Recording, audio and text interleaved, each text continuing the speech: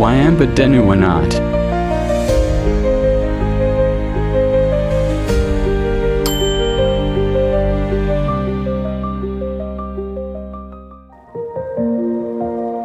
ආයු බොහෝ වේවා.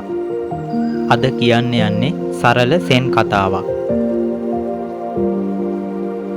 එක්තරා දවසක මොනරෙක් ඇවිදින ගමන් සිටියා. මේ ඇවිදින අතරතුර දැක්කා මානකොකෙක් ඉන්නවා. මොනරට හිතුණා කොකාගේ ඇඟේ වර්ණය, ඇඟේ ප්‍රමාණය ගැන කියලා විහිළු කරන්න. ඉතින් මොනරක් කොහාට කියනවා, බලන්න ඔබේ ශරීරයයි මගේ ශරීරයයි දිහා. ඔබට වඩා මම විශාලයි. ඒ වගේම පාට ඔබේ තනි සුදු පාටක් විතරයි තියෙන්නේ. ඒ වුණාට මගේ පාට බලන්න කියලා මොනරා හරි ආඩම්බරෙන් පිල්ලු හිදුවා. මේ මොනවා කීවත් කොකා නිශ්ශබ්දව බලා සිටියා. දෙවනි පාරක් මොනරා මේ විදිහටම විහිළු කරා. නමුත් කොකා ඒද නිශ්ශබ්දව බලා සිටියා.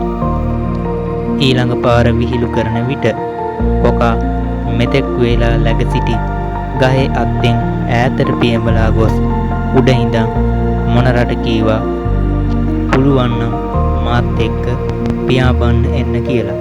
මොනරා දුකටත් ලැජ්ජාවටත් පත් වුණා. ඉතින් කතාව නම් කෙටි නේද? ඔව් කෙටි. නමුත් එයින් ලබා දෙන ආදර්ශය නම් සදාකාලිකයි. තමන්ගේ ශරීර ප්‍රමාණය ශරීරයේ වර්ණයට වඩා වටින්නේ යම් දෙයක් ක්‍රියාවෙන් කර පෙන්වීමයි.